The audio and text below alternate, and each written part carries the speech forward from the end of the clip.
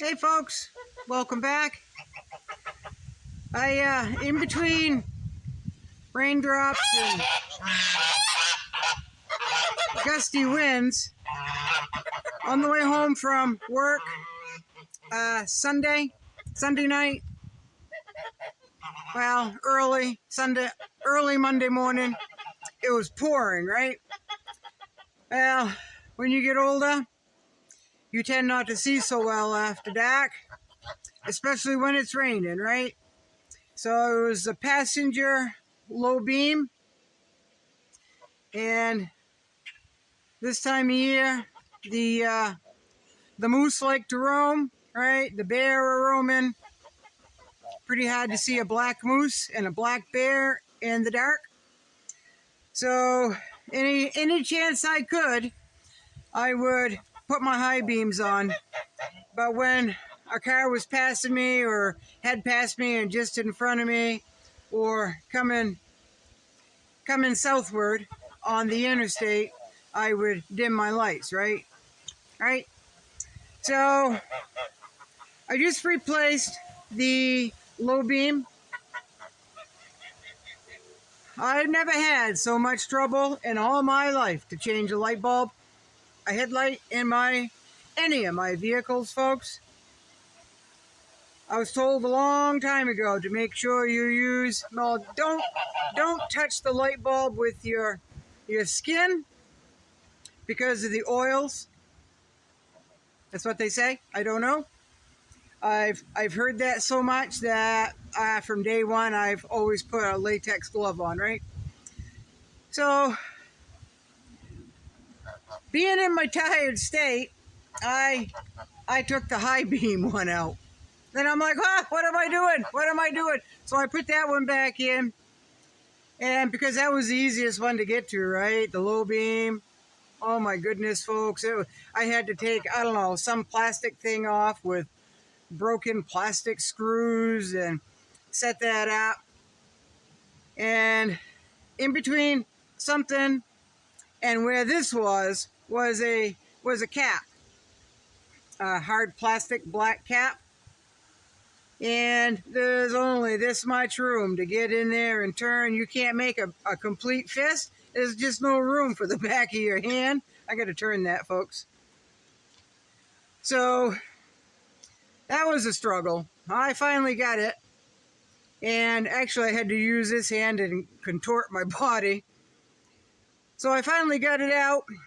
And this right here came off awful hard. And I'm like, why is this light giving me so much trouble? Well, I finally got it off. And I took the new one. I always carry spares of everything in my vehicle, folks. A spare set of headlights, high beam, low beam, tail light, license plate, bulb, all of that, right? So I went to go put the other one on, and it wasn't going on, folks. I couldn't get it all the way in, and I certainly couldn't twist it. So I cranked my head right down there, got my nose right down in there, and this was left in. No. One of these, this one came off this one, right? When I took it off, this was on here. This little rubber gasket thing, right? Seal, whatever you call it. I'm not a mechanic, folks. So when it wouldn't go in, I got my head right down in there and gave a really good look.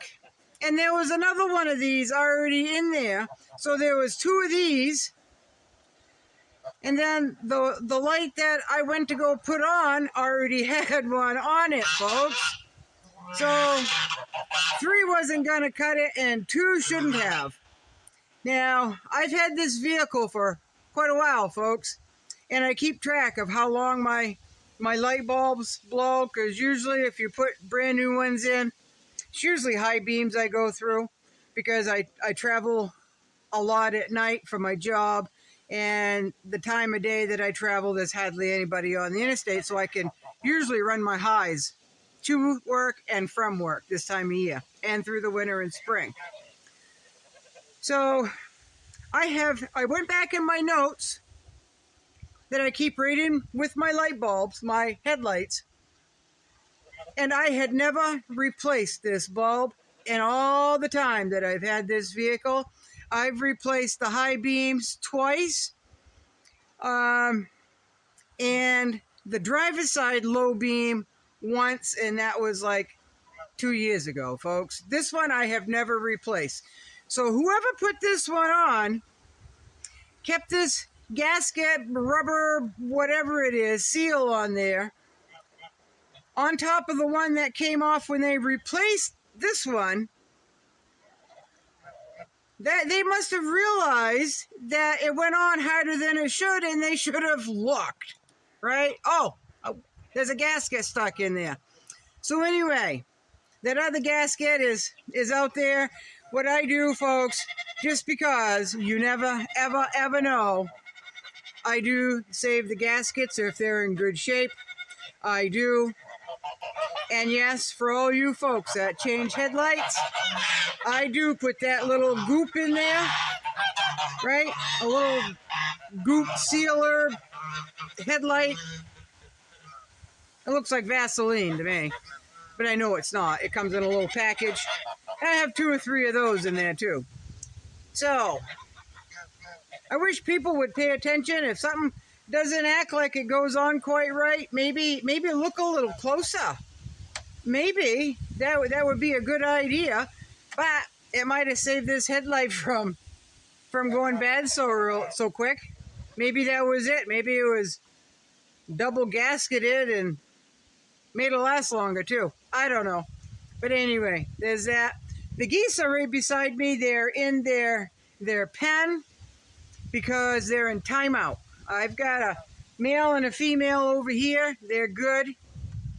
But the 6 over here that are in the naughty pen, that's what it's called right now today. Because I called them yesterday and they would not come.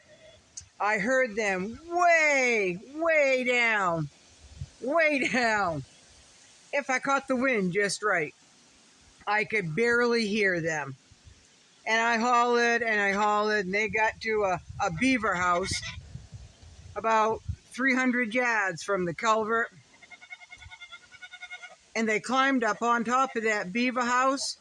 And I got my binoculars right out, folks, and I could watch them. I would holler, and you could see them turn their head in the direction where I was hollering from.